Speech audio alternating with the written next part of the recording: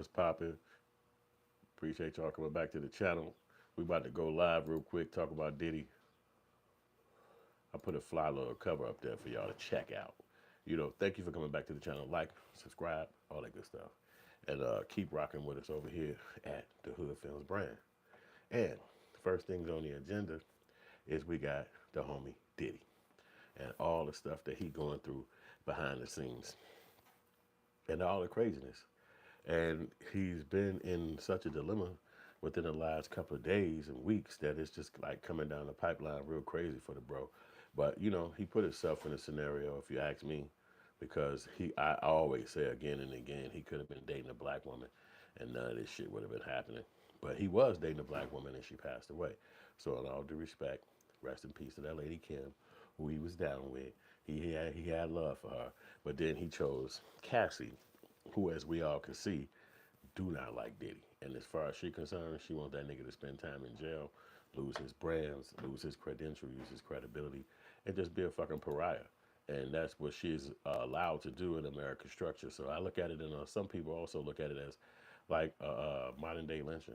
And it's just crazy how it played out for him. But, relationships are strong and crazy, but I'm sure nobody expect their relationship to make them have to go spend time in prison. Who is waiting to date somebody and then ultimately you're going to go sit your ass down in jail because of the relationship that you have with this person? Nobody's technically going to do that. You know what I'm saying? Or even want to do that. And they're going to really look at it like, F this B, because she can't like me. If she gonna want me to go sit my ass down in prison and shit, and then it's like, how this is my lady? How you supposed to be somebody that like me? But relationships is crazy, and Diddy fucked around, and with all that money, he could have been doing so much other shit. But he was thinking with his, his other leg, and then he wanted all that special kind of kinkiness that only he felt like she could provide.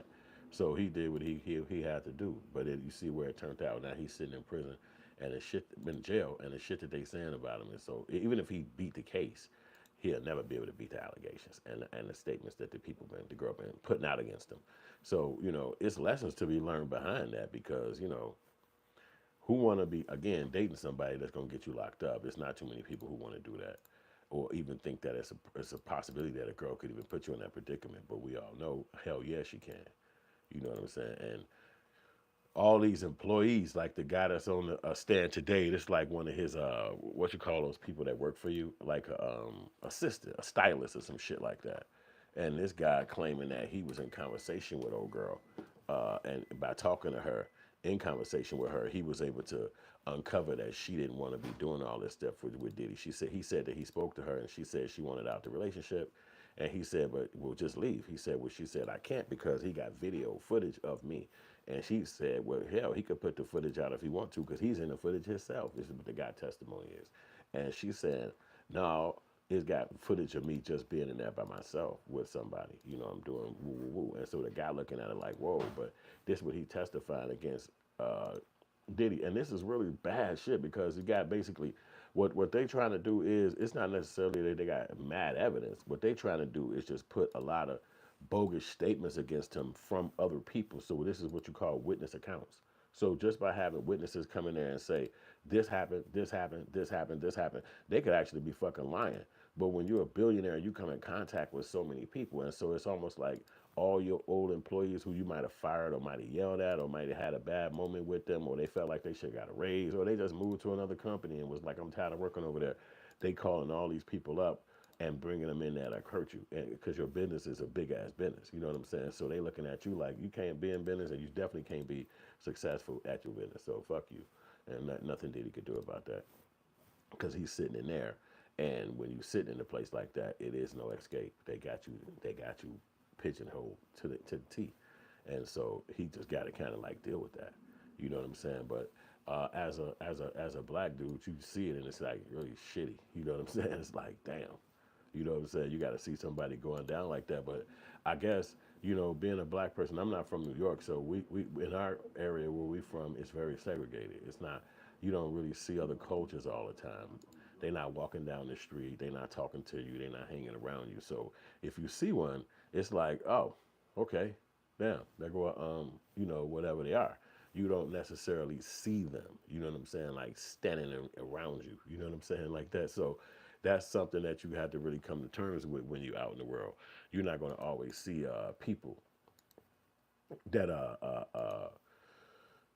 that are out there. You know what I'm saying? But you're not. That don't mean you don't actually like other people. It's just that the culture and the city that you're from, this is what they did. They made it where it's a little bit more segregated, so you're not going to see other cultures. When you're in a place like New York, it might be Puerto Rican ladies living around you. It might be some kind of other Hispanic kind of people living around you. It might be Asian people living around you. I'm talking about living right around you. You might be in a project building, but there's some other people in a project building that's like right next to you. So me saying that, I'm saying that these is the reasons why you'll run into other people, and these other people might be something you might be attracted to because you're seeing them a lot of times growing up. You might even have an idea that you want to be one. So then you get older and obviously rich. Now you can go ahead and just be like about it, the pick of the litter.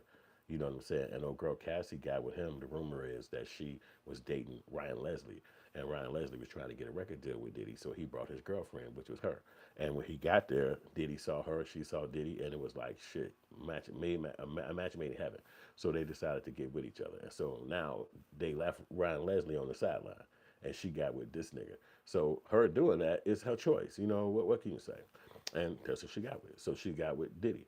So Diddy, rich, he built up this big ass empire, and now you got these people who hate him. You understand what I'm saying? So, for instance, this guy's his, that's not him, that's Diddy. But this guy's his stylist, this other guy in the background, and he actually is the one who came to trial on Diddy, trying today, and tried to make him the fact that that he know and had some conversations with this girl, and they're listening. That's the problem. You're not able to have a relationship with a woman that's not black without them listening. You know what I'm saying? They're giving her an ear, and they saying, "What happened? Tell me what's going on." And she don't mind saying it, and it's really fucked up. It's really fucked up because what can you say? So the guy at Inner City Press, he's the white dude that they're allowed to be in the actual courtroom with Diddy. So he has a device where he could text or live give information from the trial. His company called Inner City Press, and he's on Twitter. So he's the one who put the information up about Diddy. So let's just say 2 minutes ago, he put up he said, Maya, which is, I guess, a witness, Puff started to attack her, but Prince's security quickly intervened. AUSA, that's the assistant U.S. attorney. And later, Maya, I went to another hotel. The next day, HR told me Puff was suspending me without pay. AUSA, did she say why? Maya, that Puff said I was being insubordinate. Right, so now here again, another one of these employees that just cannot fuck with Puff on shit. You know what I'm saying? So what else they put after that? The next one after that, 4 minutes later, she said, Maya, Prince performed on a little table. Then I saw Puff come in with his bucket hat. We locked eyes. I thought, oh crap, Cash just booked it. USA, where did he go? Maya, across the street there were woods or bushes, but Puff caught Cash, and he and her was on the ground. So she explaining like a detailed fight that they had in their relationship. And again, it's just the same old thing. Somebody mad at Puff for being in a relationship, and there's really nothing they can do about it because it is what it is. So it's crazy. So they had a break an hour ago, and 41 minutes prior to that, well, 19 minutes prior to that, they were saying, Inner City Press, a GX2841. Who is this? Maya, Cassie Ventura. AUSA, how did you know her? Maya, working for Puff, we became close friends. AUSA, still today? Yes. AUSA, how was their relationship? Highs and lows, unequal. It's crazy. Girl, you see the girls, they don't be bullshit. They gonna throw you dead on the bus. We friends and fuck Puff. AUSA, did you want to be in the arts? Maya, yes. This is before social media. I thought if I put my mattress on my car in Jordan, New York, I could do it. I went to work for Georgina Chapman, red carpet dressing, AUSA, then Maya, assistant to Mike Myers. What she said, Inner City Press, Nash. No, I told him I would tape her on the phone. Combs Donaldson. Isn't it true that she said the videos were of her on the phone? Nash. He would record her on the phone. I stand firm on that, Donaldson. You say Mr. Combs said you won't do this one thing for me? Yes. So girl is just basically telling what she know. You know what I'm saying? Or she saying she know. You know what I'm saying? and it's really crazy. Oh boy, he's speaking. Let's see what old boy said. This the guy who actually in a courtroom with him. Inner City Press here at the Southern District of New York Courthouse. Today, Thursday, May 29th, 2025, we're heading in for day 12 of the testimony in U.S. versus Sean Combs. It's raining, but we're heading in. Now, yesterday, they thought they would get to the second graphic victim, Mia, but it didn't Graphic happen. victim, One that's what reason they was call because her. of the motion for a mistrial about the fingerprints. We did that yesterday in a separate vlog. But then in the afternoon, the stylist Deontay Nash, his direct, was interesting, very sassy, very. He called Maureen Comey girl. He said, "Yeah, yes, girl." But See, the cross white took a dudes lot look at that longer. shit In as fact, weird as fuck. initially, Judge Subramanian said, "We'll keep the jury until 4 so that this witness can finish and fly back to California." He had a ticket. Maureen Comey said, "We're going to have to rebook him because Xavier Donaldson, who's so far done 3 cross-examinations, and there's a pattern there. If you check the transcripts, it's on Inner City Press, and week 3. He got all the transcripts. Dude go crazy. Tomorrow is the end of week 3. Xavier Donaldson's cross was hard hitting. He asked him. Apparently, he found in the 3500 material, which is that the prosecution has to give the defense basically every piece of paper they have about their witnesses, not long before they testify, See but that before bullshit? they testify. And somewhere in those notes was apparently a notation that Maureen Comey noticed either an odor, maybe a certain redness of eye. Anyway, she asked, or he told it. Could be Deontay Nash said it. He said, I didn't say it was high. I said it was smoking. He appeared for his interview with the SDNY prosecutors, high as a kite. I don't know if he flew back to California that day, if he got rebooked. I don't know how much has been spent flying him around. I will say. So they basically saying dude came to testify, but he was hot. This motherfucker in the background. Maybe before I put this up. So anyway, that's it. Then Mia, let's be serious. Mia's going to testify. That's the Mia broad. I've been reading the shit uh, from her right now. It's going to be a real point in the trial. Let's just put it that way. There's no mistrial granted, and now another victim is taking. Oh yeah, he tried to get a mistrial by some dude said, but every time there's a they break, was I like, run hell around the no. courthouse. I ran to the mag court yesterday. There was a guy charged with sex with a minor. He was detained. Another guy just the other day was released, pushing a cop and shooting in the air. He hasn't actually been released yet because he has to meet the conditions, but he will. So it's basically we're all. You see, he following other shit in the game too, us out there in New York. But as far as Diddy go, they tried to get a mistrial yesterday by some that dude said that Nash. But what happened was they were saying Nash been high. You know what I'm saying? That's what this defense is saying, that his testimony is kind of faulty because he was high when he coming in and shit. They got to keep flying him back and forwards. Whatever is going on. I guess he live in Los Angeles or some shit like that. But what's going on is dude and them is just basically coming back and saying they ain't trying to go off of what he's saying. So here it is again. 15 seconds ago, the judge said if we can complete the witness this week, fantastic. If Kings keeps moving, AUSA Comey. Many of our witnesses are flying from across the country. We need to know the flights next week. Monday, Mr. Nash cross was twice as long as the direct. Damn. Diddy lawyers asked his ass questions after question. You know what I'm saying? And then they said, in California, I was on the way to the hotel night. It was 4 a.m. Okay, so this old girl coming back. This is old girl coming back, but I'm gonna see what they said up here. It said 15. It said 2 minutes ago. All right, I got that one. Yeah, so then this is the next one. So it says when U.S. The assistant state's attorney. That's what that means. When did she send it? It was 4 a.m. It says 7 a.m. But we were in California. It was on yeah. So basically, Cass wrote about Slevin Hill, USA. Mia said Cass wrote about Slevin Hill. USA at USA. That's what it's saying. AUSA, Assistant State Attorney, U.S. State Attorney. What did she mean? Do you think Mia, Stephen Hill of BET, Cass wrote no support, no show, AUSA? Why did you forward this to Tony Fletcher? Mia, I had to keep her informed. She was in charge of booking hotels. Oh shit, they get into them hotels on Diddy ass. Did you get the job? I was excited. How did you get the expected? A lot. But I actually understand how much were you paid? 50,000. What did you do at your first day? HR told me I was on trial for 2 weeks. So yeah, man. So they got this Mia, this the Mia chick that they think gonna really say some salacious shit about Diddy. So we just gotta try to pick through it and see where she get to the point. But we already spoke about the part where she said that he saw her whoop her ass and he slammed her to the ground, or they both was fell on the ground fighting. Say, AUSA, where did you start? Mia, his Alpine, New Jersey house. I was there all day. Then where? Mia, back to the office a few hours more than I was told. Puff wanted me to come to the studio. How long were you there? Until 1 p.m. the next day. Damn. No motherfucking time to sleep. Fucking Combs Donaldson, you helped pick her clothes for court. Nash, she couldn't fit anything. She needed clothes, Donaldson, for her pregnancy. Right, Donaldson, on the Friday she finished, she called you and she said done. Nash, it wasn't like that.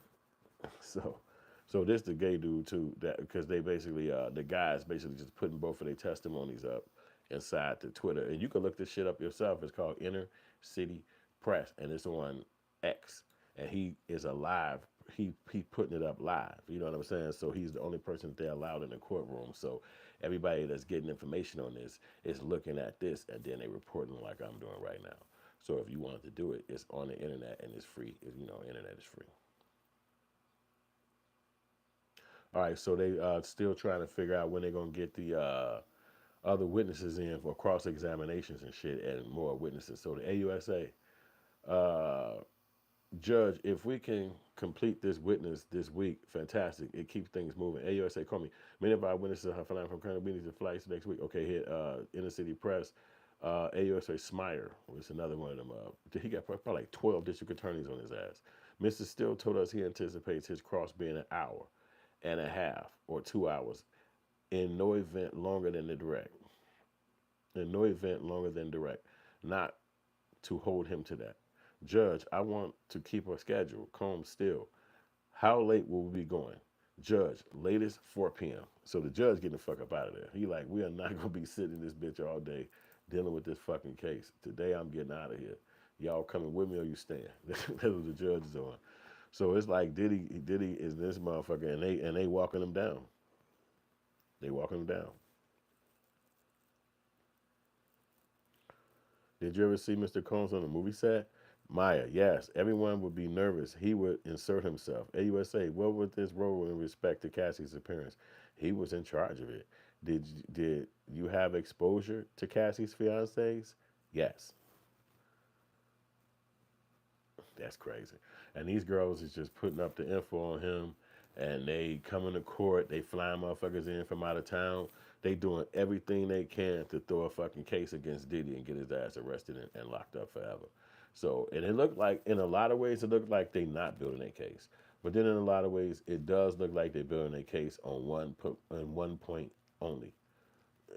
Judge took a break. So 54 seconds ago, they said the judge took a break. So it does look like they're building a case on him because of the witness level. They bringing 10, 15 people in to come and crack his head.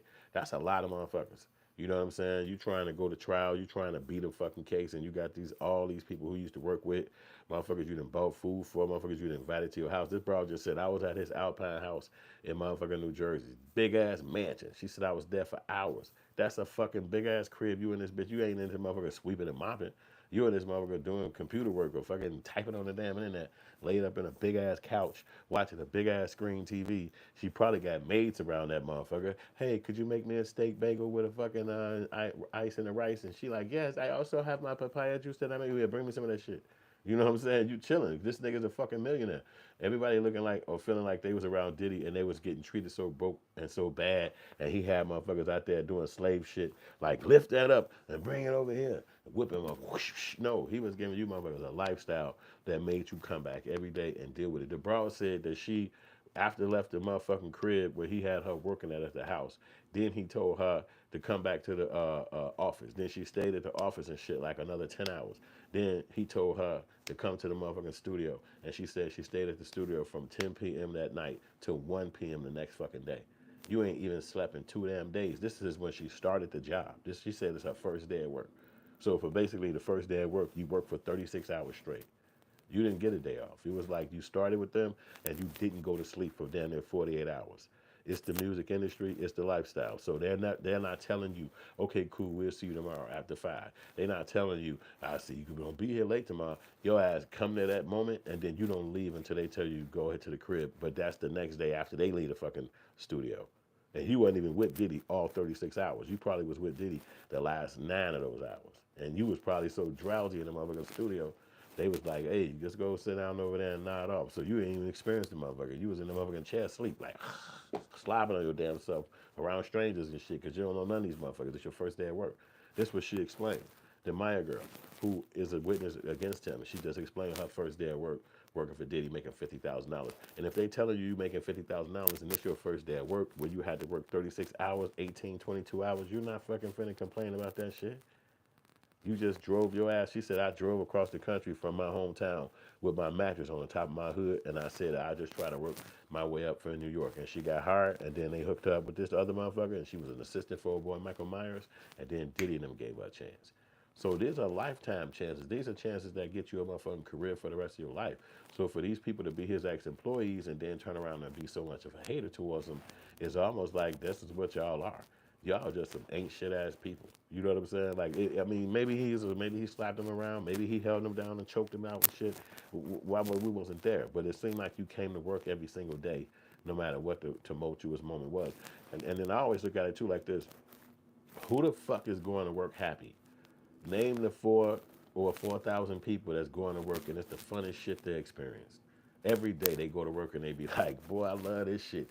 So they want me to drive the trucks from here, right? But when I get over there, I get out, I dip my little roller, and I take that shit in the building. Or who at work doing that? Like, yeah, so all these forms, I got to put the information into the computer, and then I stack it right here. She get it, and then they put it in the file cabinet. Don't nobody fucking like that shit. People are doing their damn job to make money. Nobody is at the gig talking about, I love this shit. I love Tommy. I love Francine. Man, my bosses and them are the best, man. I think I'm going to bake some cookies for them and bring them to work. Nobody is talking like that. It's a high possibility that nobody likes their fucking job. So just because you don't like your job and you notice yourself, whoever you are watching this video right now, you cannot go sue your boss because you don't like your fucking job. You only got one option, and we all got the same option. Even these people that's testifying against Diddy, even the fucking old girl, you could quit. Everybody got the same option. It's one thing. You can quit. But if you choose to stay, these are your business. Matter of fact, in a lot of states like I'm in, you can't even get what that shit is. It's a word. Unemployment money. If you quit, that force you to have to get fired. So that means you had to stick around the damn job, maybe give you some substandard fucking work. Maybe you're not gonna do the whole job like you're supposed to because you fucking hate this job. And then they come in the room and say, "Hey, come on, you gone, man. We letting you go." And you like, good, I'm out this bitch. Sign up for fucking unemployment and sit my ass at the crib for a minute and do something different. But these are called life choices. It's your business. It's nobody, your boss is not gonna get held accountable because you started being a person that didn't want to work at the job, or you decided you got tired of that shit and you didn't want to do it the same way like they trained you in the beginning. And now you're like, man, fuck this shit now. Or maybe you got a new job lined up and you got to get fired in order for you to start the new one. Whatever the fuck was going on. You just know that you gonna treat the way you like it. If the job ain't shit, you just gonna not like the job. And that's free. It's nobody gonna cost you money. You're not gonna go to jail for it. You don't have to explain yourself into a tribunal and shit at the end of the week about why you hate the job. It's just a fucking your choice. So to people to go to the job every day with Diddy, like this girl that say she was up for fucking hours and it's the beginning day.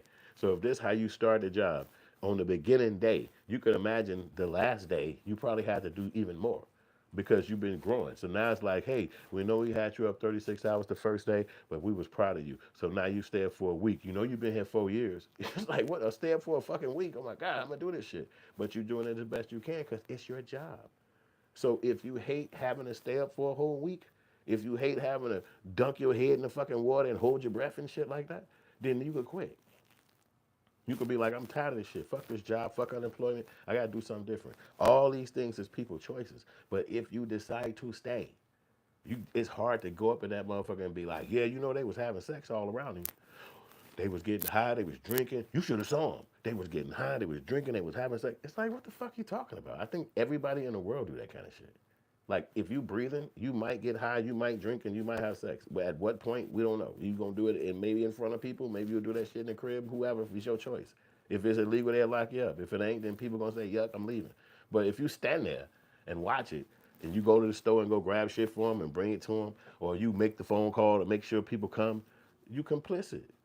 You a part of the game. So that's why it's supposed to be so-called RICO, but nobody else is being charged. It's just Diddy. So it's like they don't really want to do a RICO. They just basically want to destroy this nigga's name and legacy and control what he had going. And if the female is the conduit, she's the kickoff motherfucker, then that's how it's gonna work. There ain't nobody gonna pull back. And Diddy had plenty of times where he didn't have to fuck with somebody like that. Plenty of times, man. Plenty of times he could have left that whack bitch alone. Plenty of times. But he just like, no, I like her. Or she do what I want to do. And again, you make somebody that unhappy with you, she taking your ass to court. And now you in this motherfucker crying. And somebody was thinking like, man, you know they giving him some good food and shit for this holiday. And I'm thinking like, could you imagine this nigga crib on a fucking holiday, what he could actually amount to and say, yo, this what we gonna do for Memorial Day. This what we gonna do for Thanksgiving. He probably got 4 or 5 fucking catering services that's normally getting hired every year to come do his food. And they sitting back now like, the 4th of July coming up. This nigga's not gonna hire us to do his party. We was looking forward to that fucking money. That's like $70,000 and shit, like every fucking year. You know, it's this is another thing that they cutting off by breaking somebody like that off and breaking him down, because now he can't disseminate that money into different arenas. Like you would think somebody like Floyd Mayweather would do a fight in Vegas and we were just watching it at home. But it's all these little stores and companies and shit that's gonna make money from the travelers, the hotels, the food places, the fucking the shopping areas, even people just walking down the street and somebody just hit them with some dough like, hey man, I see you homeless. You know what I'm saying? It's like everybody make money.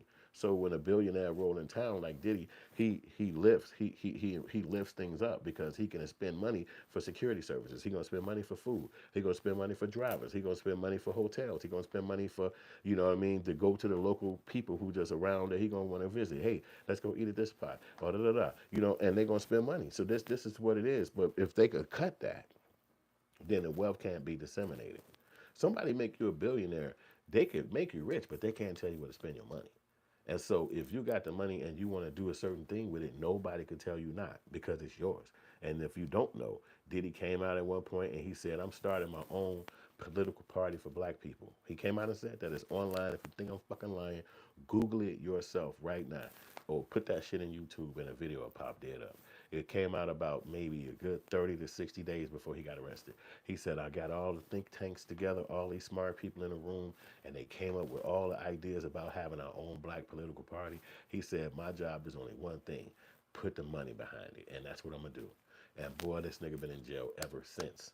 Now, they didn't claim all this shit. Cassie, they just said the alcohol company did it. But you don't see too many motherfuckers saying that statement about him making his own political party was the reason he was in jail. This before Trump got hired. I mean, before the election.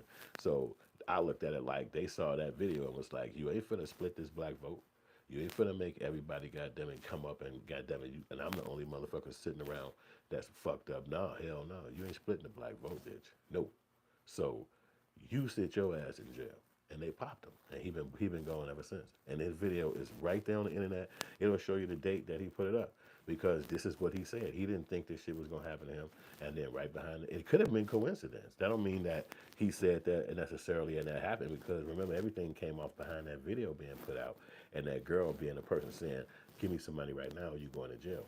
But he had a personal relationship with her for 10 years. So he could have been thinking in his mind, and this is what my brain was saying, he could have been thinking in his mind, man, I'm not finna keep shitting on this broad, man. Let me just give her some damn money. She did spend all that fucking time with me. That's what I thought Diddy was saying and why he gave her the money. But people look at it like if you give a person the money after they suing you, then it wasn't about you giving them the money. It's about because your ass guilty. For So, the testimony it's of crazy. the witness, because he bled on for 2 days. At graduation, This Seti Nash. we will get all the videos done today. I promise you. Check this page and check the reloaded page. I'm gonna do what I can. Seti Nash, this dude, he on the internet, he always break down all those shit that you might have missed. Let's address on any this. of this type All of the shit. government is saying is that the message shows Ms. Ventura's state of mind. Combs Donaldson. The problem with not being able to recall Ms. Ventura as a witness at USA. All Mr. Nash will quote it. He's making me freak off on my birthday. She didn't want to go. Combs Alexandria Shapiro. A spouse might say he's making me go to the Rangers game, I'd rather not tonight. Judge, you could have cross-examined Ms. Ventura about this. Judge, every day now I'm getting these letters. These issues should have been raised pre-trial in motions in limine. Judge, let's bring our jury in. All rise. Jurors in. AUSA. So real quick, you can see that the Diddy lawyer is saying that it's information coming out and different letters that's like inside the paperwork that he getting that he didn't get before. So like you could read that shit and then know what's coming down the pipeline. You already know you got to talk to this motherfucker. You already know his forms, but inside the forms that they handing you at the moment, you know what I'm saying? Like you in a trial, and then they be like, okay, here you go. Part of page 7. You like, page 7, what the fuck you talking about? Now this nigga up here talking and shit, you gotta kind of gauge over this shit real quick. And you might could do that 2 or 3 times, maybe 4 times, but then after a while it's like, hey, they keep sending me fucking forms that they should have been gave me. And then the judge listen to your shit, and then he be like, ah, yeah, bring the jury in. And you like, what the fuck you gonna do about this, man? You know what I'm saying? So it's little intricate shit like that that you can't control because they know that they don't have to give you certain shit right away. And if they don't give it to you right away, it's not going to be no crazy penalty. But you do be needing this shit in order to use a way to fight back on the crime. But you know what you're going to do? Do a temper tantrum, slap somebody? You know, it's a part of how a case go in the fight that the tug of war back and forth between the two people. So that's why I'll let Seti Nash talk for a second. The government calls LAPD officer Christopher Ignacio. Witness takes a stand. AUSA. What is a radio call? Ignacio. Someone calls 911 and it gets sent to the next available LAPD unit on duty. AUSA. On December 22nd, 2021, what was your shift? Ignacio. 6 a.m. to 6 p.m. in a marked police vehicle. AUSA. What do you remember? Ignacio. I got a call around 8 a.m., code 3, with lights and sirens to 8925 Hollywood Hills Road. AUSA. What did you find there? Ignacio. An Escalade. Ignacio. I memorized the license plate. AUSA. Why? Now that's some bullshit. Now you hear what this nigga said. He went to call out to somebody's crib. The crib was Kid Cudi crib. So he said he arrived at the crib. The cop now, police, get there. He see a black Escalade there at the location. He said, I remember the license plate of that Escalade. Man, get the fuck out of here, man. How you gonna just randomly remember that Escalade truck license plate when you riding up to a building, randomly riding up to any fucking location in a random location? 8925 Hollywood Hills Road. And here go the funny part about that too. Why ain't you just pull the motherfucking car over? It's at the location where you was just supposed to be coming. You said you had the lights on, the lights and sirens. You supposed to arrive to the location, and if that car is leaving, you put your shit on and be like, who the fuck is in this car? But he don't do that. He talking about I just remembered the license plate. Like, what? That's what I'm saying. Some of this shit is like, if I'm a jury member, I'm sitting in the motherfucking jury like, this is some bullshit like a motherfucker. Ain't no regular person walking around remembering no fucking license plate. This what my brain gonna be saying, but whatever. Let's just act like he remembered the fucking license plate. Ignacio. I thought it could be involved in a crime. The way it left as soon as we got there, AUSA. Why didn't you go after it? Ignacio. We didn't have a crime yet. The front door was unlocked. We went in. AUSA. What did you see? Ignacio. High-end watch and purses, some wrapped, some unwrapped. 2 detectives showed up. When we came out, I saw the same black Escalade now driving down the hill. AUSA. You supposed to got him, man. Ignacio. Mr. Meschetti arrived in a Porsche. AUSA. You ran the plates on the Escalade? Ignacio. Yes, it came back as Bad Boy Records. AUSA. No further questions. Judge. Cross-examination. Mr. That's what I'm saying. Don't get in trouble because these people going to come in there and that's what you call lining you up. So you already know who on trial. You already know what's going on. So now you feel like it's my duty to place this motherfucker at a scene of crime. So you're going to just say the words that's going to place him at the crime. Like, yeah, so I ran the records and it said it was Bad Boy. Well, the logical thing as me, a judge, a lawyer, a jury, I'm going to say, well, why the fuck you ain't go over there and arrest him? Why didn't you go over there and say, hey, your name was at the scene of this truck was, this record came back from this truck being, you don't say shit. You let all these years go by, and now all of a sudden you come in this motherfucker to me, what you saw? They so fucking full of shit. Ah! No, I'm just saying, Ignacio, yes, still. You read your partner's report? Ignacio, yes, still comes. The street, there are dead ends? Ignacio, according to the map, still. It's a beautiful neighborhood, right? Cul-de-sac?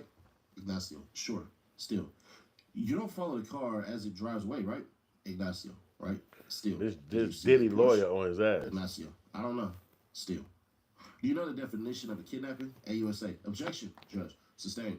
Still. Were you told the homeowner was in the house shortly before you and your partner got there? AUSA. Objection, Judge. Overruled. Still. The door was unlocked? Ignacio. Yes. Come still. There was no furniture up in it, right? Ignacio. No. Still. You called it a trespass, not a burglary, right? Because AUSA. Objection, Judge. I think sustained. Still. No reported theft. Ignacio. No. Still. If you thought there was a gun in the Escalade, could you have put out a bolo, right? AUSA. Objection, Judge. Overruled. Still. You did it, right? Ignacio. Right. Still. Any mention of security cameras? Ignacio. I saw some. Still. Mr. Biscotti wasn't hyperventilating, right? Ignacio. He was tense, I'd say. Still. Did you search his Porsche? Ignacio. No. Still. It was 8 a.m., it was 8:20 a.m., not 6:30 a.m., right? Ignacio. Right. Still. Nothing further. No redirect. Dude, Good though, job, still. his lawyer was just breaking down the fact that the judge, the cop could have did a bolo. That's called a be on the lookout. You tell all the cops, hey, be on the lookout for this motherfucking Escalade. It's black. It was at this location. This the fucking license plate. But he didn't do that. So in a reality of the world, that means he's lying. So because you're a cop, that means that's simple for you to do. It's so basic for you to do something so simple. Just to be like, yeah, be on the lookout for this car. They pull them over. They hit you up. They say, we got him. Bam. You slide over there. Hey, was you at this location? What was you doing? You know, it's an investigative moment. But if you don't do that, and then you talking down the line about how much information you got on said crime or said idea that a crime had happened at this place, but you still have no record of you doing anything police-wise to get to the bottom of it, then that's just basically a fucking lie.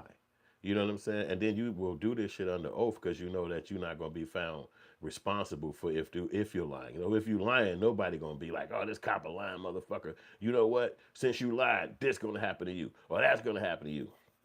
Nothing finna happen to this motherfucker. You get to lie and then take your ass to work the next day and be normal, you know, and it's just shitty, you know, and Diddy's sitting there like, these lying motherfuckers, man, these lying motherfuckers. But it's nothing he can do because, again, you dating somebody who ultimately do not like niggas, and this is some shit that you can't be taught. You can't be taught this, man. Nobody could break this down to you. If anybody even told you this shit, you'd be mad because you wouldn't believe it, especially if you're young. You'll be thinking like, no, they do. You just don't understand. That'll be the first thing on your brain. But the reality of a lot of motherfuckers don't like niggas, man. Let me see if he got something else to say before I move on from him. What hypothesis did you draw? Jimenez. Molotov cocktail. AUSA. How did you think it got in? Jimenez. Someone lit it, kept the roof, and dropped it in. AUSA. Let me show you some photos. This is the black Porsche, what was burned. Jimenez. Yes. AUSA. What kind of bottle was used? Jimenez. OD English, 800 malt liquor. AUSA. In the wick. Jimenez. A designer type scarf, silky in my opinion. This was targeted. AUSA. The partial DNA profile, was it consistent with a female contributor? Jimenez. I was told that. AUSA. Do you know what that means? Jimenez. No. AUSA. Do you think if it is possible to touch an item without leaving DNA? Defense objection. Judge sustained. What we going over right now is they're basically saying that, which is so fucking full of dumb shit. Imagine this: you got a 40 ounce of fucking liquor, 40, an 8 ball, right? Now, Diddy is a fucking multimillionaire. This nigga got his own liquor. He at the fucking hotels. He at the the clubs, drinking high end every goddamn thing since the 90s. What reason would he go get a 40 ounce of fucking Old English? Number two, you can't light no Old English on fucking fire. Like, you're not gonna be able to stick something down in there and just light a fucking bottle. I don't know if that'll happen. That'd be something I'd have to test out because I just remember being in my 20s drinking that shit. And I remember smoking blunts, and I don't remember ever igniting shit, thank God. But I just can't imagine you could take a 40 ounce of fucking Old English and light that shit. And then what the testimony is that the person cut a hole in his Porsche, the top, and they dropped the Molotov in there, which is a 40 ounce of Old Lee, and they drop it in there and it lights on fire. So, furthermore, the testimony is clear, and this I guess is Jimenez must be the actual cop at that point. That the video, it shows that the whole, I mean, the liquor bottle that was found recovered had the fingerprints of a female on it.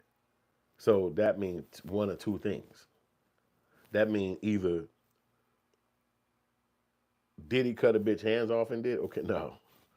Either a female who he was dating back in the day did that shit. You know how you be dating bitches and they get mad and they be like, motherfucker, I'm gonna kick you out, right? That's probably what happened. More than likely, that's what happened. Or the second one, which is possible, but maybe not likely. Cassie went and set that fucking bomb in his car and then called and was like, Diddy did this shit. And she probably spent Diddy and was like, I'm over here, somebody robbing me or whatever. And he went over there too. Don't know what it is. You think an old boy trying to whip ass, whatever it is. You know, she's an orchestrator. You know what I'm saying? And I could see it just like in one of those movies where this woman has set up this big ass scheme where even it's been uncovered that she had a lot to do with this shit from a boss's perspective, not more of a victim. That she was paying the guys, she was calling the guys, it's people who she knew, it's motherfuckers who she had wanted to have some kind of thing with in the future if she could, and she was making moves to make that happen for herself. But now it happened. Okay, bam, look at you, look at you. It worked. So she was able to get guys to come over and do what they wanted to do, and Diddy was down with it. It was a fun environment for their relationship, but now she mad. So either she actually did it herself, or it's one of his ex-girlfriends that did it. Because he also said, Kid Cudi said when he saw Diddy at a party, he said he shook hands this years later. They talked about it, and he said he asked Diddy, said, "What about my car?" And Diddy said, "What car?" He even said this in his own testimony. So that's absolving Diddy from arson because he just confirmed that he don't even know what the fuck you're talking about, and that confirms that he has no knowledge of what you claiming he did, even though you the one you said you confronted him yourself. So how can this be something he can be convicted of if you're claiming yourself when you asked him he had no idea what the hell you was talking about? You know what I'm saying? So Kid Cudi testimony was fucking crap. But anyway, Hey, USA. What happened to the print cards, the minutes? They were destroyed in 2012. Hey, USA. On whose orders? Jimenez. Someone in LAPD. Hey, USA. Not you or anyone on your team? Comes Agnafilo. I'm going to object to all of this. Can we have a sidebar? Judge, okay? Sidebar. After long sidebar, judge. Jurors, we're trying to sync up while we don't. Why don't we take a break? Jurors exit. Comes exited too when Marshall's into the holder cell. Agnifilo. they put that nigga. Comes is brought back in. They put that nigga Judge, right in his hell. They Mr. don't Slavin, give a fuck. what was the purpose of getting into that? AUSA Slavin. They're questioning the investigation, so we're entitled to ask this. Judge, when I heard the questions, I assumed there were going to be line of cross-examination about the fingerprint cards, like about the DNA. But that does not appear to be the case. So I'm thinking of telling the jurors to disregard Agnifilo. This is outrageous, comes Agnifilo. We are considering what remedies to ask for. Let me speak with my colleague. They implied that someone in this courtroom was responsible for the destruction of the fingerprint cards, AUSA. They intended to attack the investigation. Judge, recess. That is effing crazy. Damn. They're back. Judge, my intent is to strike from the record any testimony about the fingerprint cards and the destruction of them. I will note that the only answers were what the witness knew about the destruction. I sustain the objection to if it was abnormal. Comes Alexandra Shapiro. We are going to move for a mistrial at this time based on the prosecutorial misconduct that has occurred. Some prospective jurors said Mr. Combs could buy his way out. This type of conspiracy is out there, and this brought it to it. That's true. Combs Shapiro. They should have ended with when the fingerprint cards were destroyed, but they asked, did he authorize it? There's no way to unring this bell. The only proper remedy here is a mistrial. AUSA. Damn. That's absolutely unwarranted. AUSA. It was Mr. Agnifilo who wanted to inquire about the DNA into the investigation. Your Honor, can we say that the jurors should not draw any inference from the destruction of the fingerprint cards? Judge, application for a mistrial is denied. Judge, I sustain the objection when raised. The jurors have already been told that questions are not evidence. Combs Shapiro, Your Honor, should tell the juror that the questions were improper. AUSA, they weren't improper. You could say disregard both. So you can see what's going on. This is a really horrible little moment because Diddy was trying to get this case thrown out because some fingerprint cards got destroyed. This is actually why they're in court. So all this shit's supposed to be covered and checked out and in little boxes, you know. And this is the reasons why people get motherfucking uh, uh, uh, uh, appeals, because if you're not, what's the word, acquitted, because if you don't have the proper care for the evidence, or if you didn't go to the place and do the proper steps at the location of the crime, then this stuff is faulty evidence. And this is why lawyers be getting paid all that money, because it's protocols that you're supposed to do when you enter a room. It's protocols when you're supposed to do when you get evidence. And if you fuck up on any of that shit, the people are going to come and be like, no, hell no. If you're supposed to put this shit in here at a certain time, if the blood's supposed to be in the office or in the refrigerator at a certain time, if any of this shit can happen, then they're putting in doubt in the fact that this had anything to do with their client, and that's their work. And then so all it takes is for somebody to be a little bit lackadaisical at their job, and the lawyer gonna come and put them, and they'll switch the case around. They'll make it be like about that person fucking up at their job and nothing to do about with the P. Diddy moment. It'll just be about that person fucking up at that job and why that job needs to be fucking maybe getting rid of or something, because how it made this client go through this shit. It's crazy in these courtrooms. This is insane, by the way, y'all. Come Shapiro. Will the court tell the jurors that the answers are not to be considered? Judge, I'll tell them that the questions and answers on the fingerprints are irrelevant to this case and not to be considered. Come Shapiro. Thank you, Your Honor. All rise. Jurors enter. Yeah, tell jurors the questions that and don't answers on the even listen fingerprints to this are shit. irrelevant to this case and are not to be considered by you. Please proceed. AUSA. Did you interview the owner of the Porsche? Jimenez. Scott Biscotti. AUSA. Did you reach out to others? Jimenez. I reached out to an assistant. Jimenez. Her name was Capricorn. Comes out Nifolo. I'm going to object. Judge, rephrase. AUSA. Who did you reach out to? Jimenez. Capricorn and Cassie Ventura. AUSA. Did Capricorn respond or assist? Jimenez. No. AUSA. How did you reach out to Cassie? Jimenez. Wasn't able by phone. Tried through a family member. AUSA. Did you reach her? Jimenez. Never. AUSA. And that's key too, because that Capricorn girl came in and she did a testimony yesterday, and she basically was saying that she knew that this happened, that she was a part of it, if making sure that Cassie was safe after this. She knew that Diddy had sent somebody over there to jump on old boy, what's his name, Cuddy. But now, right now, the investigators saying that the cops saying that he reached out to her and Cassie after the bomb situation, and old girl said she wouldn't participate and she wouldn't help. This the broad Capricorn. So it's like, well, now you come to court, everything been played out on TV. We done all seen Diddy get smacked upside the head. Now you want to come and say you want to testify, which they allowed her to do, and she did. So it's like, damn. But when the dude called you on the phone that night and was like, yo, it was a bomb and you want to talk to us about it, she said, nah. Tell the bitch. So these are things, even though that was a quick little moment in that questioning, that's something to be captured. Because what the hell are you doing in court today when you didn't have shit to say the day it happened? The fuck, was you scared for your life? Like, these are where you have to dig deeper into the understanding and psychology of somebody. Why would you be your ass in court years later? Because you got to remember, they broke up, and then you talk about 6 years went by. So then she pregnant, just had a baby 2 days ago, if not yesterday. So it's a lot of life had passed, and that's just Cassie life. What about these other fucking people life? You know what I'm saying? So you come into court, you got time to come to court on that shit? Some shit that happened fucking 15 years ago? It's crazy. Say, were charges brought? Jimenez. No, but I never closed the case. It's listed as inactive. AUSA. Nothing further. This better be good. He ain't arrest nobody. He ain't do no investigation. There was a DNA hit on the glass bottle for female DNA, correct? Jimenez. Yes. Agnifilo.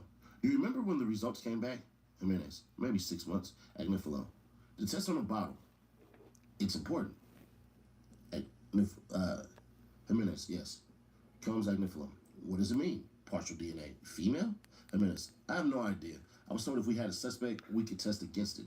Agnifilo. Any other DNA on the bottle? AUSA. Objection. Judge. Rephrase. Agnifilo. DX852. Just for the witness. Comes Agnifilo. That's a glove, right? Jimenez. Yes. Agnifilo. Did you find another glove? Jimenez. No. Agnifilo. Did you test the glove for DNA? Jimenez. No. I understood it to belong to the owner. It was a driving glove. Comes Agnifilo. Your premise was that the Molotov cocktail was dropped. It would have worn a glove? Jimenez. Perhaps. Agnifilo. It would have been hot. Jimenez, only the wick. Comes Agnifilo. The damage. It's on both sides of the bottle, right? Jimenez, looks like it. Agnifilo. Did Mr. Mescudi have more than one Porsche? Jimenez, I think he had a second one in the garage. Agnifilo. Why isn't it in your report? Jimenez, it was not involved. Comes Agnifilo. You were unable to reach Capricorn Clark or Cassie Ventura. When did you reach out? Jimenez, in the first few weeks. Agnifilo. Are you sure? Tell us everything about those calls. Jimenez, I believe Capricorn's brother answered and we disagreed. Comes Agnifilo. Disagreed. Once Mr. Mescudi But she told in court. you it was his glove, you didn't investigate the glove anymore, correct? Jimenez, I deny. Agnifilo. Nothing further. Judge, read it. And so all that shit, it's like the lawyer be chopping. So he said the dude told you that was his glove, the glove that was found in the car of the burnt. And he gonna say, yeah, as soon as he found out that was his car, he didn't do no fingerprinting on it. He didn't do nothing else. You're not supposed to do that. If you find something by the scene of the crime, you still supposed to, if it's especially by or in the scene of the crime, you got to do fingerprint residue on it. Especially a fucking glove. It's too glaring. Some shit got dropped in here by a hand, and it's a fucking glove in a goddamn, it's a glove nearby. But you don't take the glove and do fingerprints on it. Because old boy said, that's my glove. He could have do his own goddamn bomb in his fucking car. But I guess that's why they told me I couldn't be a cop. Because they was like, no, hell no, you go do some movies and get the hell out of here. So now all this intrigue and suspense, I'll put inside my movies. Which you can see my movie right now. It's on Tubi. It's called Kill a Rapper. It's so good. It's an hour long. It's free. It's up right now. You can go watch it. It's cold. It's on Tubi. It's a banger. And I'm shooting my new movie right now, actually in the editing stage. This is my book. Damn, you can't see it because of the fucking shit. But this is my book right here. It's called How to Make a Hood Movie. Right? You get it? So you open the book up, and there's some dope shit in there. They give you the breakdown on how to make a hood movie, a little stuff from the past. My first little indie movie right there. And then it goes on to tell you more stuff with covers from my other movies I made. These are all little indie joints I put together. And then you just get a chance to see what it's like to make a hood movie yourself. Now you can use this as actually a little piece for Tubi. Because Tubi, this is my new movie that's on Killer Rapper. This is my new movie that's on Tubi right now. But you can use this movie, this book. It's very short too, as a breakdown of how to do your own movie on Tubi. So you can use this book right here. And you get it right there. You see it's in the comment section. They'll get this to you straight from Amazon. You grab one of these. You support me too, because as an artist, I don't have a 9-to-5 life. I just got a grind life. So that means I'm always grinding, creating. And this is one of my products that I created. And it's just for you.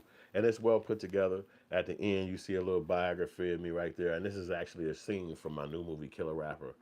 When you watch the movie, you'll see this actual scene in the movie.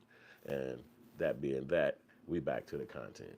So, and I love that book. It's a fly book. You know, it's a book for me and people like me. Because you might not want to read, because some of my books, they so thick and heavy, you'll be reading them for 2 months. So, and it's not my books, but it's just books that I read, And so I wanted to make one that's a little bit less stressful when you get it. You could just kind of glance through it.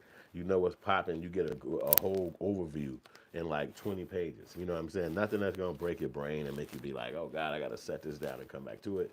Now you see what's going on. You got a little synopsis of the world of a filmmaker. It's called How to Make a Hood Movie. And it's dope. And it's about filmmaking. Hood is my name, actually. So that's why I use Hood.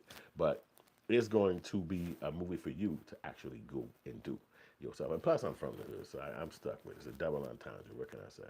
But as far as my homie Diddy, I was hoping that he was going to beat this case and he was going to be able to be free behind this. But it just don't look like it. It looked like he's really going to go down behind this right here, man. And there's nothing he can do. Here go a girl saying right there, he saw him slap Cassie. Wow. $1,000 in it. AUSA. Why did you keep $1,000 cash, Nash? So when Puff was mad, I could check into a hotel without giving my name.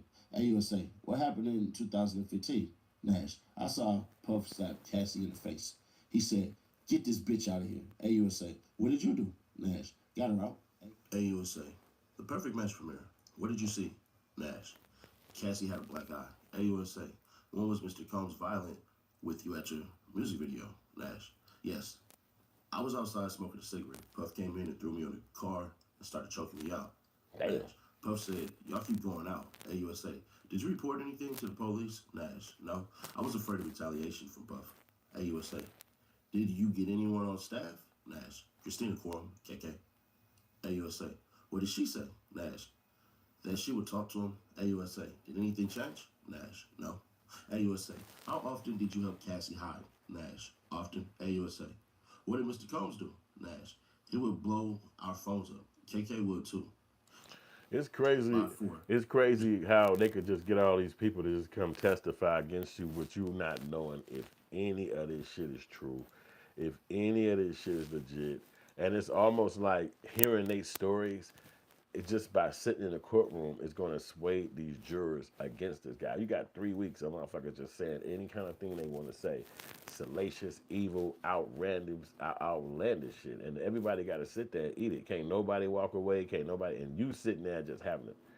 You want to cringe, but you know if you jump up and say something in court, they'll send your ass back to your cell. In case y'all don't know that, they'll make you go back to your cell where you can't go and do the crime. You can't go to court.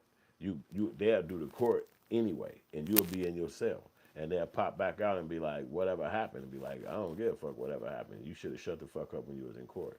So they call it absentia.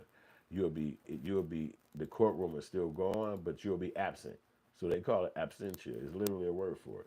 So you have to sit there and be quiet as hell, no matter how much lies you hear, no matter how much stupid shit you hear. And that's why you see people sitting there all quiet, because they got a rule for it, or they got a gag order rule where they'll put tape around your mouth, they'll bound you to the chair. It's just, it's a courtroom, and they don't give a fuck. So you to be composed is the best way, and you just sit your ass there and just let these people say whatever, and then hopefully they'll let you get up on the stand. But we all know sometimes in the first time when a person go to court, they don't let them get on the stand. His lawyers and shit be like, don't get on the stand. No, you don't go up there and talk. Hell no, don't say shit. And so he just got to be dealing with it. You know what I'm saying? Like, then how you go on the stand is when you do your appeal. And then you go on the stand finally. But sometimes them appeals take 7 years, 5 years, 10 years. So it's not like you want to go and get convicted and then start fighting. So it's like, I would rather start fighting right now. So if this motherfucker is going to try to put me in jail for the rest of my life, then I'd rather go ahead and just start fighting for this shit right now. Put me on the stand and bring all these motherfuckers back, whoever says some shit about me. And then I'd be able to speak on my own behalf, because who the fuck gonna know better than me if I was fucking standing right there and doing this shit to happen? I would not want these motherfuckers speaking on my behalf. And then the lawyer saying, don't say shit. Because 6, 7 years sitting in prison, you 54, you talking about 63. Now you popping back in court like, yeah, I want an appeal. They gonna be looking at your ass like, this nigga gray as hell, funky ass nigga. You ain't no rich motherfucking, nigga no more. You in your prison cell. Like you barely even getting connections to outside now. Plus it's federal prison. So now you've been just like locked up. So it's like, this is the chance of a lifetime to speak for your own behalf. So I believe that Diddy is actually going to have to go on the stand. He has no choice. You have to get on the stand, and you have to make sure that they know that you came to fight, and you came to defend every single claim against you right now. Like everything they said, I don't care, even whatever that lady said, whatever the friend said, whatever the old worker said, whatever the security nigga said, the stylist motherfucker said, the driver nigga said, bring all their ass back to court, and I'm gonna sit right here, and we're gonna chop down every motherfucking thing they said, because this is my life on the line. And so if we're going to fight and I took her to trial, because that's another thing, they'll probably just give you 20 years off of the situation that you claim. They'll probably give you 12 years or something like that, because they know that going to trial is going to be a lot of money and a lot of time and effort. But your life is on the line, and you feel guilty. You feel not guilty. You know you didn't do it. So why the fuck would you go sit down 10, 12 years because of an accusation? It don't make no sense. The reality of it is, if I didn't do it, then nigga, I didn't do it. So I'm not going to no motherfucking trial. I'm not going to no fucking jail room. We're going to sit our ass in trial. And we're going to sit in this bitch until y'all figure out I didn't do this shit. So that's why I say. And there, because you know the biggest question they're going to ask him, if you get on trial, if you get on the stand, the first thing or the last thing they're going to ask you is, why would everybody say this about you? Well, then why would everybody make these statements about you? Well, then why would all of this be happening if you're so innocent? If you didn't do nothing, why would this be happening? And you be sitting your ass right there like, what the fuck?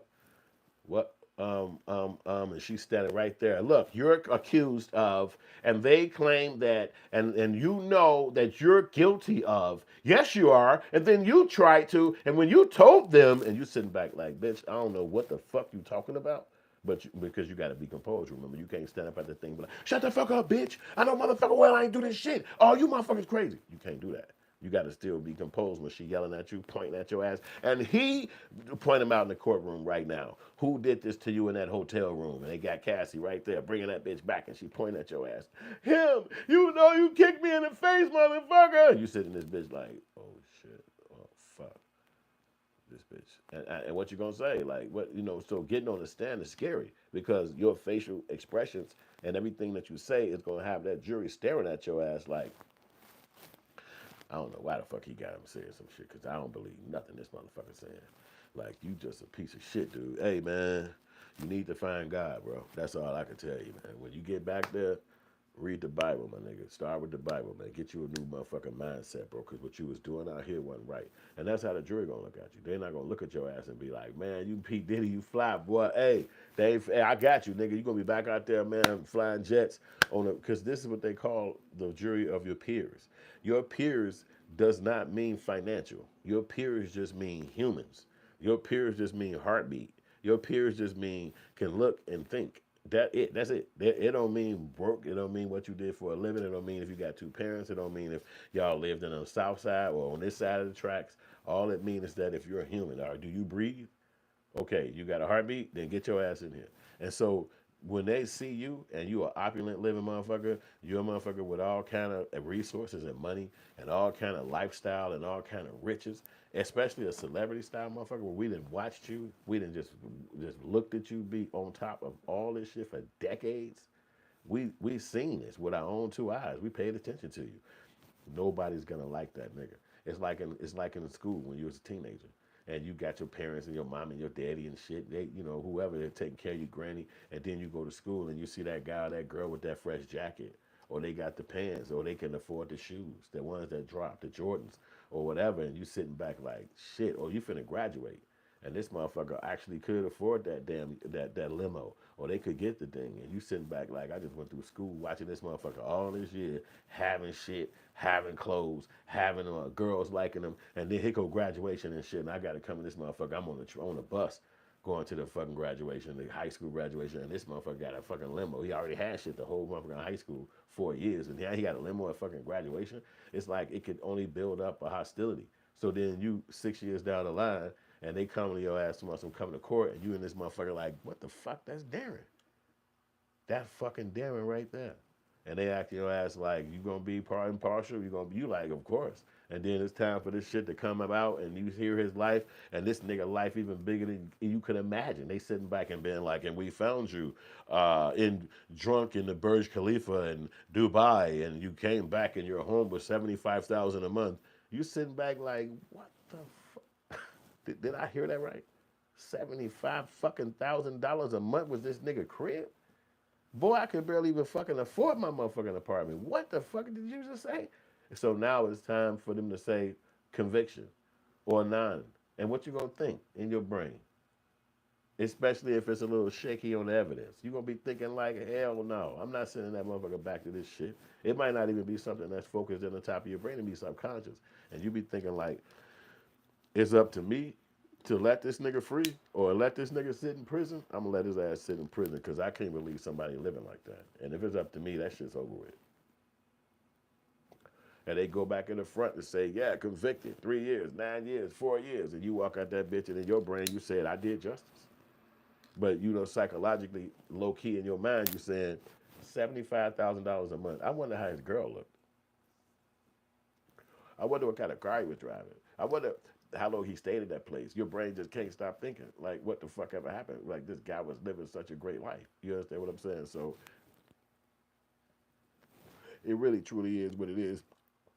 But the people are going to hate because that's a part of life. And there's nothing you can do about it. You can't control other folks. And you talk about a whole bunch of motherfuckers in jail. Somebody just said Diddy need to get 100 years. Going crazy. She hit me with a question. Lovebug 1337. She said, like the sub, who's your most inspirational historical figure of all time? I think she on some old weirdo shit right here. So that person probably do that person probably need a little bit more Diddy juice. I think that commented right there. And that Mr. Research said Diddy need to get 100 years. His music ain't even good. That's funny because we was the rock to that shit. I ain't gonna lie. You know, he was one of them people that knew how to. I mean, touch the fuck. I think he did the thing that was back in the day called a remix or some shit like that. He was doing remix songs. No, I know what it was. He was using the oldies on the new wave beats and shit like that. It was funking it up and shit. So he was like, songs we would have never wanted to listen to when we was kids. So he was bringing that shit into the hip hop lexicon, and it was like, oh shit, yeah, you know, I'm coming out. That's songs that would play, but you wasn't finna dance to that shit. It was like, I'm not gonna hear that shit. And then when they pulled that shit into rap, it was like, oh fuck. So he has skills like that. You know what I'm saying? And he did it more than once. You know what I'm saying? He even started doing it with the other motherfuckers who came around him on the music side. So, you know, we definitely paid attention to him. But that just goes to show you too that nobody is ultra famous. Nobody is like stuck in fame. You know, you're not that guy, the Truman Show, where you're stuck in a famous world where the people just gonna watch you forever. You know, it's a rise and it's a fall. You know, all birds have to land at some point. There is no endless flying bird. You understand what I'm saying? All sharks have to stop swimming at some point or they die. Or eventually, when they stop, they die. So you're not gonna go forever. You understand what I'm saying? So it's like eventually the fame can turn into infame, infamous, infamy, and that's actually exactly what happened to Diddy. You know what I'm saying? No matter how much of a legacy he left behind, you could turn one person against you, and then the campaign can be endless. Like you had the guy who kicked everything off, old boy Gene Deal. Gene Deal started dissing Diddy fucking 4, 5 years ago on YouTube, and Gene Deal dissed the shit out of Diddy. Like he was fucking hating Diddy. Was mad as hell at that nigga. He just did not like Diddy at all. You know what I'm saying? So him dissing and hating Diddy to that level, and doing video after video, year after year, Christmas season, summer season, every fucking day he was on Diddy ass about the past time of him working with Diddy. And so people would start interviewing old boy Gene Deal and asking him questions like, well, how the fuck you know? Like, why would you know? And then he was like, oh, I worked with Diddy for 3 years. I worked with Diddy for 5 years, whatever the time frame was. So, but if a person been in the game for 30 years and you work with him for 5 years or 7 years or 3 months, it's no way you would know his whole everything about him. You understand what I'm saying? And so how would you know that this person did this or did that if you never was around them wholeheartedly? You were just around them at this time frame. So the boy was going crazy. So him going so crazy on Diddy for so long pulled up the whole, you know, Jaguar Wright thing, and everybody just started just having this whole campaign against Diddy, and it just started looking bad for him. And it just really showed how the internet is so fucking powerful. See, again, it could turn your fame into infamy.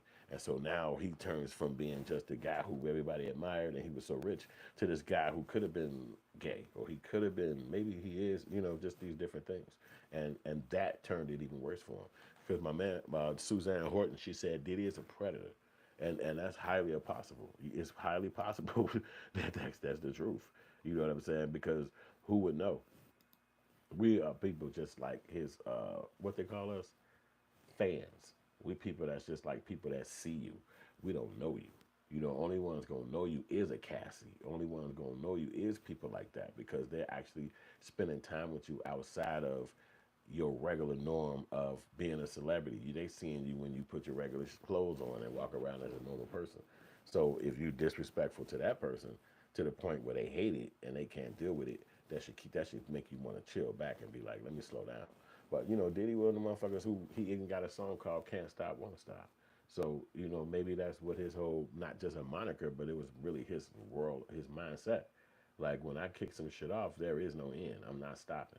And so now he done built up this big ass fandom behind people, because you know you can look down there at the courtroom. It's thousands of motherfuckers down there. They so deep it's crazy, and they on lunch right now in court. So it's really nothing to report as far as the next steps or the next situation as far as court. They still going to court. They back. They back. They back. They're back. And it said AUSA Smyers. Maya, you were speaking about violence between Mr. Combs and Cassie. Have you traveled to Turk and Caicos? Maya, yes, to Parakeet.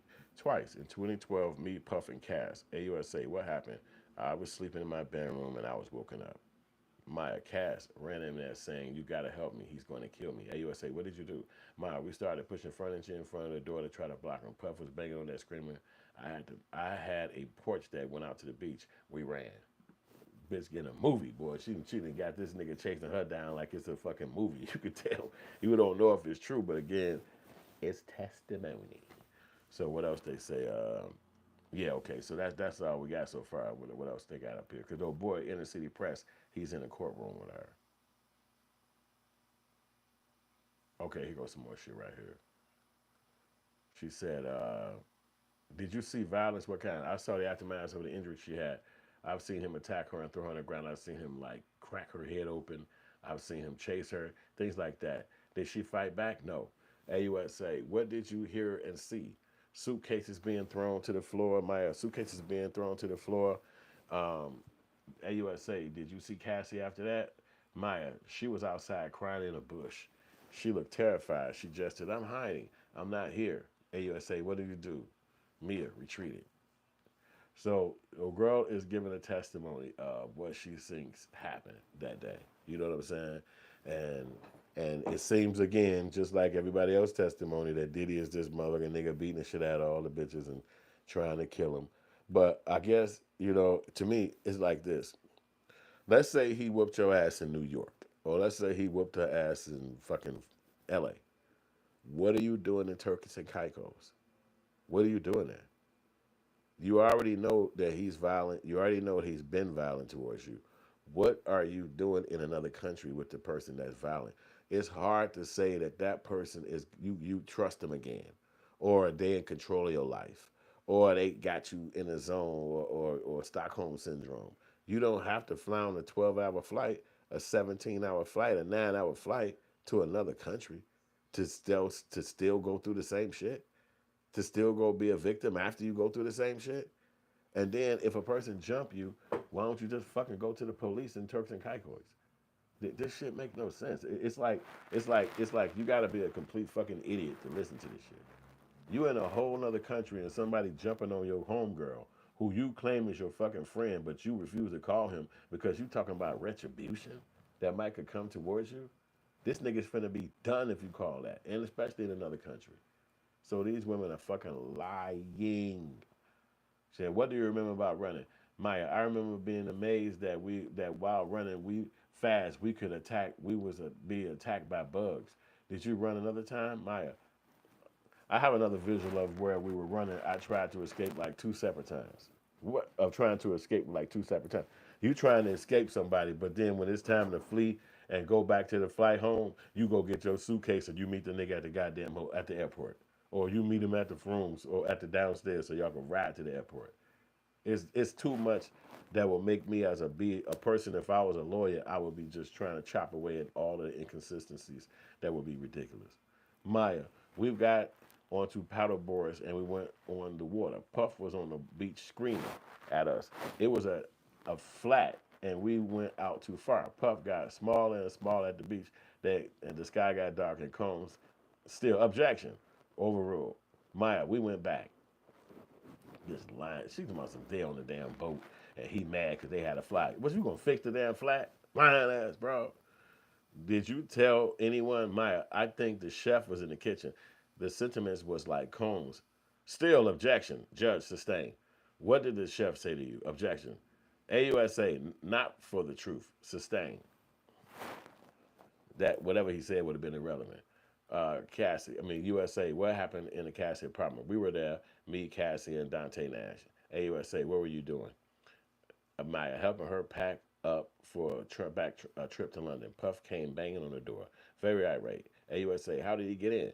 Key from under the mat. That shit straight from TV, man. Who the fuck put a key under their damn mat? Everybody in the world knows that shit's right there. That's a fucking lie. They Puff sitting right here in the damn audience like, I hate hoes lying on me. But who knows if they lying? I'm just saying that they lying. I cannot say if it's true. Mike Larry, he said, all the money but no brains or good decision making. He made his bed. Factual. Now all them facts, motherfuckers just spitting them facts. I can't deny the facts. Maya, I wrote anticipate his moods. Maya, what I mean USA, what was that important? Why was that important? Maya, it dictated today. AUSA, you wrote every day is different. Maya, and that he could ask you to crack his knuckles for or do his taxes. AUSA, did you have an apartment? Maya, yes, in New York City. So these people lying, and I get it that Puffy is a pariah, and we supposed to throw rocks at him and shit on him. I don't diss it. I don't say no. It's the facts. He should have been a little bit more smarter if he was going to be out here dealing with these females, flying them across the country, even if he was mean to them. You understand what I'm saying? Even if he was like being mean to them, you see that they're not letting that pass. They're not gonna let that walk down and just be like, yo, I had a fucked up job. That was a bad career. I'm so glad it's over with now. I can go live my life and do other things. That would be a normal person life. If we had a job, if I worked somewhere, you saw me at my job and you was walking past and you saw me being an unhappy person, you would just be like, well, why don't you quit? And if I started telling you about how the person holding me hostage and trying to make me freak other people, you'd be like, you need to call the fucking police. And I'm talking about now. It would be so alarming you wouldn't even be able to deal with it. You'll be shocked beyond understanding. So to hear somebody act like that they was not ready to run, they was not ready to leave, you just gonna sit here and take it. That shit seems so far-fetchedly a lie. It's like, it don't anger me. It just shows that you have to be so careful with the people you have around you because they don't mean you no good. And it's like, for him to have spent money to fly you buzzard ass bitches across the country, and now you in another country and you gotta feed your dirty ass, he gotta give you food, he had to do all this stuff to take care of your nasty ass, and that's all they got is vitriol. Like, yeah, he ain't shit. Oh, I hate this motherfucker, and I can't believe he did me like this, and la la la la, and oh my God, and everything is the worst, and he ain't shit, and how even is he alive? And you mean to tell me that motherfucker y'all let him eat food? It's all stupid. It's like you didn't have to stay around him. Now you want to tell me, I'm supposed to believe that you had some kind of mental fucking problem and shit, and all this psychological craziness came out of you at the time when you was dealing with him in a relationship? Who the fuck finna believe this shit? It makes no sense. It's like everybody got the same fucking thoughts. If you don't like what's going on, you fucking leave. So now we in trial and we got to come up with all these new ways to make it seem like it's another victim. How are you gonna be a victim if you get millions of dollars from somebody or living around them with millions of dollars and you benefiting from the $1 million? How you gonna lie or be a problem with somebody if you chose to do this shit as your 9 to 5? Like you chose, like you wake up every day and you look at this shit as your job. Like, let me go to work today. How you gonna be like against this person if everybody else in the world got to go to jobs that they hate? They can't stand these jobs. They also got to sit in traffic. They also ain't never been to Turks and fucking Caicos, not even once.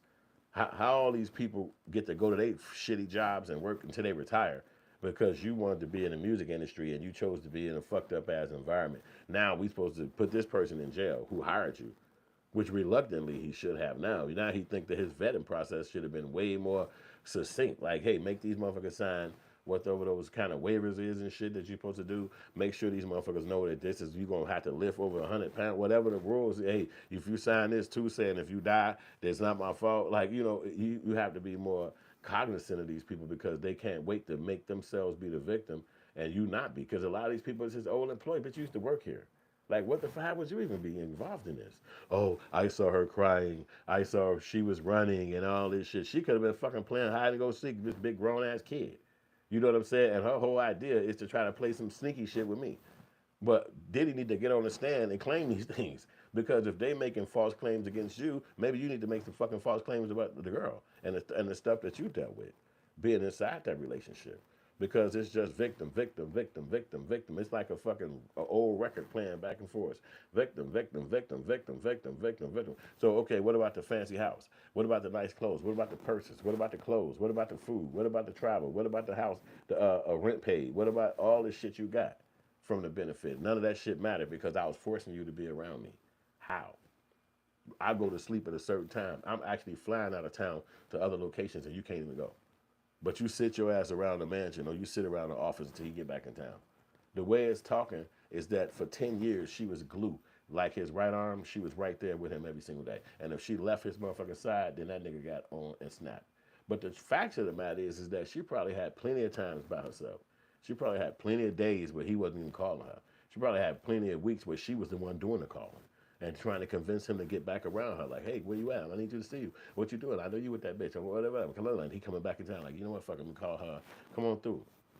And if that was the peak interest for him, that shouldn't be illegal. If I'm dating a girl and my peak interest for her is that she could bring menage a trois to me, well, how is that illegal? But it might be illegal if they saying he flying people from out of town, if he's using 1,000 baby oils. I'm sure they can find a way to make it illegal. But if it's this is the reason why I like this girl. Like, okay, yo, you do this, and when you come over, this what I like. Now she might not like it because she has the right to say no. I'm not doing that shit. Hell no.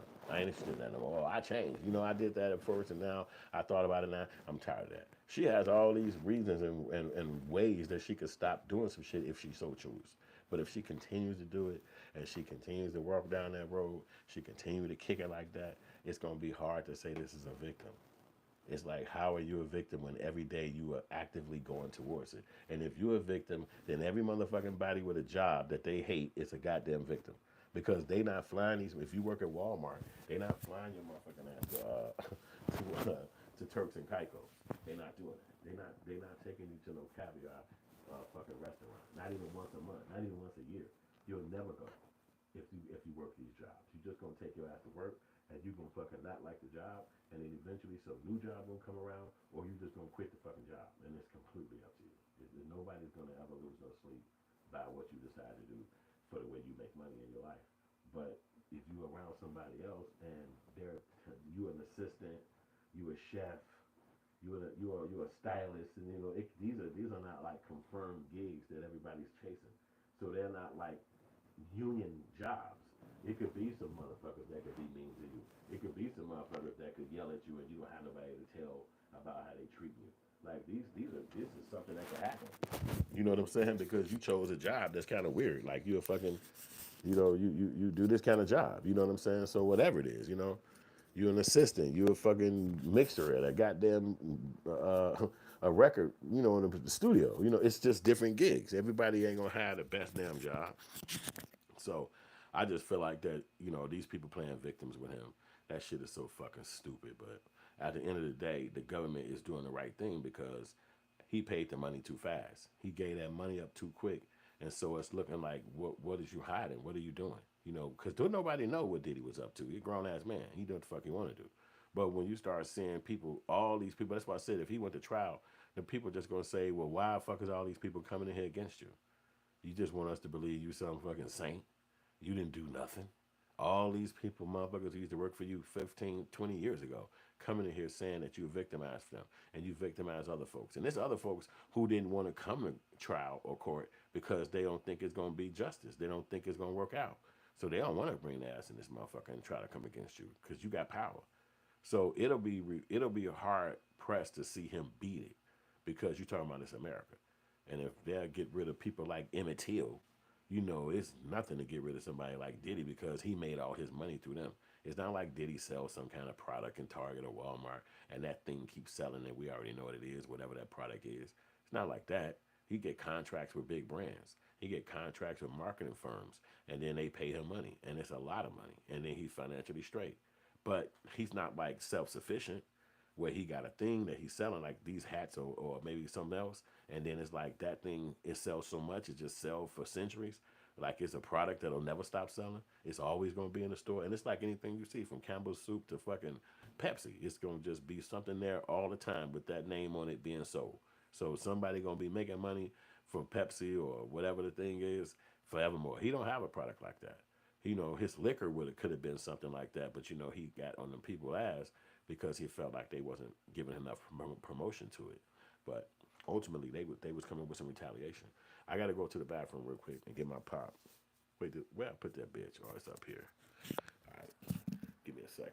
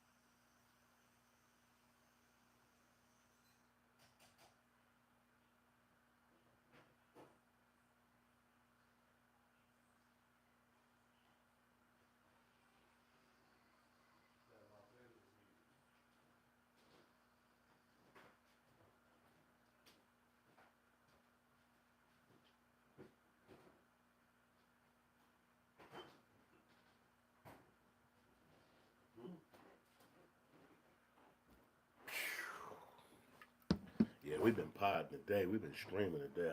I must admit, we've been going crazy talking that smack. You know what I'm saying about the little ditties of the world. But it is crazy though because a lot of people feel like it's a disrespect towards black men. You know what I'm saying? That take you down and all that shit, and in your life, in your career, and some people don't believe that that's right. You know what I'm saying? Because how is he gonna pass his companies down to his kids if it's easy for Americans to just come in here and convict him or claim he's a criminal? It's gonna be really hard. You know what I'm saying? And it's like, damn, you know what I'm saying? So, and then you hear all these media outlets, like when you go home, and all of them just dissing and hate them, everybody, because people don't want to be on the wrong side. Like, for instance, if you got a job and everybody at the job believe OJ did it, it's going to be hard for you to go on that job and be like, I don't believe OJ did it. They're going to be like, fuck is wrong with him? You understand what I'm saying? So, and the same thing with anybody or any crime, or anything. You know what I'm saying? If the masses in that environment don't agree with you, it's gonna be hard pressed for you to be over there claiming that shit and being around them. They're gonna try to be up in your face. The whole MAGA fucking regular Democrat people. You know what I'm saying? Nobody, if you had to be around your own, basically, because they're gonna be in your ass if you saying some shit that they don't agree with. And rightfully so. You gotta be around your folks so you don't have to go through that. I'm sure you've seen her on the airwaves, and you can find her at daily. Shit.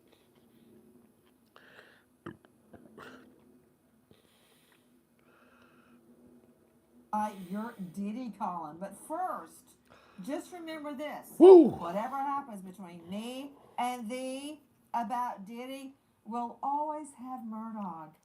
Remember that late night we spent together? Like to hear, before I get to that, your thoughts on what's happening in the courtroom now. There was just a motion for mistrial by the defense because someone destroyed fingerprint cards that relate to Kid Cudi's arson, and which of course that would have killed Cudi if he had been in his Porsche, right?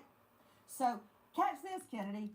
In the car, they find the receptacle, which can be, a jar, a bottle. I've had a lot of Molotov cases. And who else could it be? It has to be Diddy because it was a designer scarf. A designer scarf, like an Hermès, if that's the right pronunciation, like an Hermès scarf, was used as a wick for a Molotov. Hello? That is a... Let's convict him now. Let's convict him now. They use the fucking Hermès, as they white people call it.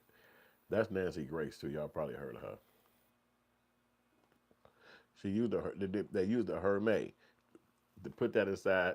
Now look at the opposites of track right there. They got a 40 ounce of 8-ball, Old English. We used to call it 8-ball when I was a kid. So, which is liquor, malt liquor, thick ass liquor. You drink about half a bottle of that 40, you gone, you spent. We used to tear that shit down. I'm like 19, 18, 20. You know what I'm saying? A little liquor store. We get the little crackhead dude to go in there and grab us. Give us a 40 ounce. We got our little blunt. We sitting around krilling them, bing, bing, taking down 40s when we was a kid. And it just was normal life. And then I think Common came out with a rap song, and he said, I don't drink malt liquor. Malt liquor make me want to fight niggas. And then it was all like this conscious thought, like, oh, okay, let's leave malt alone. You be drinking malt liquor. Nigga like, man, you still drinking malt liquor, nigga? Well, y'all got to be chilling on that malt liquor, man. That's why motherfuckers dying out here drinking malt liquor. You like, the fuck, nigga, it's just beer. They like, man, gee, that ain't beer. You need to be drinking this kind of beer. You like, all right, whatever. So you a kid, so you just move on from malt liquor. And so now today they got that shit stopped being in. I'm talking about 30 years ago. So now it's like a fucking 40 ounce. They got a 40 ounce in this shit, and they put Hermes. I'm sure this damn scarf costs thousands, maybe hundreds of dollars. I don't know. A Hermes rag, a Hermes. What she call it? A scarf? Let's just look it up real quick. What a Hermes scarf look like, cost, or even look like, because I ain't like I know how one of them motherfuckers look. I'm not even into that brand shit like that, but I'm sure y'all are. Somebody out there got to be. Oh, that shit look kind of fancy. I don't know if it's a man style, but I guess that sounds more like a female's thing. Yeah, it look like it look like girl things. So to me, it looked like a female did this to him because this is a girl. Everybody, even on the fucking what those things be, the models and shit, they females. So you see how it all and this lady's lying. You see how it all coincide. They said it was fingerprints found on the bottle, the 40-ounce bottle, right? Fingerprints was found.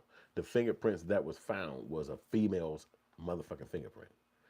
The female's fingerprint coincide with there being a Hermes scarf, which is probably more than likely a female scarf. So how the fuck does any of this run back to Diddy? So you thinking that how the hell would he have a hand print of somebody that actually did? So they're gonna be able to not win that part of the case. That can't be winning. You can't win that because by testimony from them alone that it was a female scarf and it was a female's handprint on the fucking bottle that they found at the location. So that's gonna be easy to smack that around. They won't have no problem with that one at all. But it still sounds salacious when you hear this coming down from the jury or coming down from a witness and you're a juror and you hearing this stuff that Diddy could have had a party and he's so rich he could have you can infer a lot of the information yourself and be telling yourself he paid somebody to do it or that's someone of his these things, you know what I'm saying? But obviously it's not specifically him that did it. But you got a jury of peers again, man. These people don't have to be your friends and they can say some shit and get your ass locked up forever. So they got Maya back on the fucking stand. Assistant attorney, how was he? Maya, he seemed heartbroken. It was ominous. I never witnessed Cass do something to really cause him to be upset. I felt something bad would happen. AUSA, did you then see her? Maya, in a black car with Capricorn Clark. That's one of Diddy assistants who actually testified against him yesterday. Assistant State's Attorney, did you reach to anyone? Maya, yes, to D-Rock. AOSA 312, 3T12, what is this? Maya, my emails with D-Rock. AUSA, only there's redacted one into evidence. Come, still, same objection. He was security judge with the foundation, with that foundation admitted.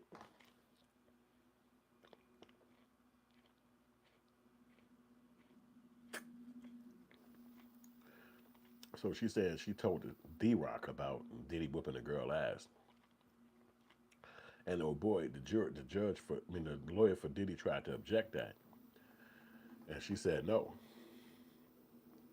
He said no because the guy was security. So how was you calling that reporting it to somebody? And the judge said, we'll keep that foundation in the information. Not that he was going to object or sustain. He said, we'll just make sure that that's added to the point that she told the fucking security guard, which he was not the boss. Maya, he told me to stay with Cassie. That he was going to be in the house with his kids. But then I heard about Prince's party. Ayo said, what did you say?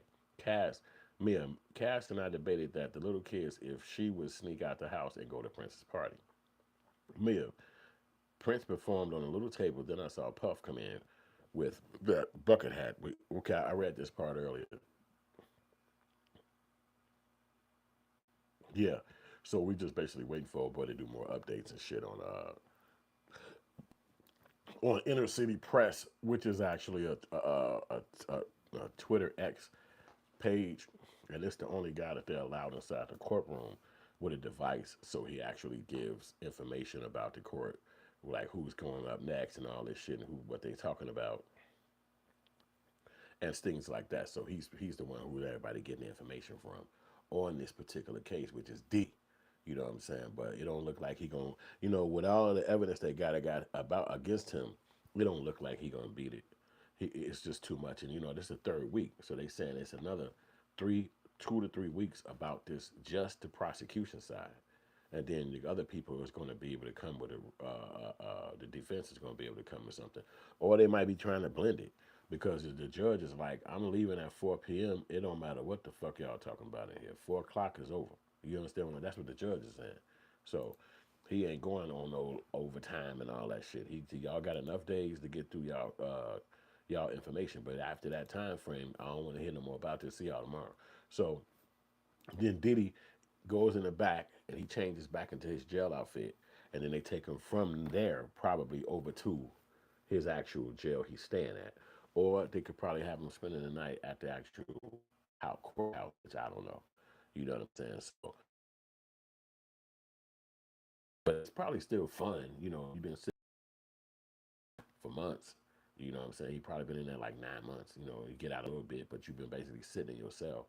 And then they come and get you and be like, yo, you got to go to court. So now you get a little movement. You can get kind of, you know, every day you walking outside, you get to feel the air and shit. You get to fucking see cars driving past, you know what I'm saying? But it ain't shit you could do. You just in handcuffs, shackled down, and then you ride, and then they come grab you and walk you in buildings and walk you out of buildings. But every time you go in the building, they taking your ass to the cell area of that building. Ain't no windows too much. It ain't shit to do. The best thing that bring you is a sandwich and be like, hey, go a fucking sandwich. And you and this motherfucker like, bet. That's all I got. Sitting in this bitch. Ain't nothing to do. Sitting in this motherfucker. So if nothing else, that'll fuck your brain up. Especially if you feel innocent and you didn't do nothing and you're not a criminal. You know what I'm saying? And all you did was the right thing, or if you felt like that's all you did was the right thing. You know what I'm saying? Because this coming like way later down the pipeline for him. You know what I'm saying? It's not like it's happening right when everything was going down. You know what I'm saying? So, well, that's all I got on this podcast. I'm gonna pop off of here, get some rest, and I'm gonna hit y'all up in a minute with some more shit. But I appreciate y'all looking and watching up to this point. I got more to say, more to talk about, but right now I'm gonna take a quick break. And yeah, there you go. Peace out. Thanks for watching, and we're gonna be back in a minute.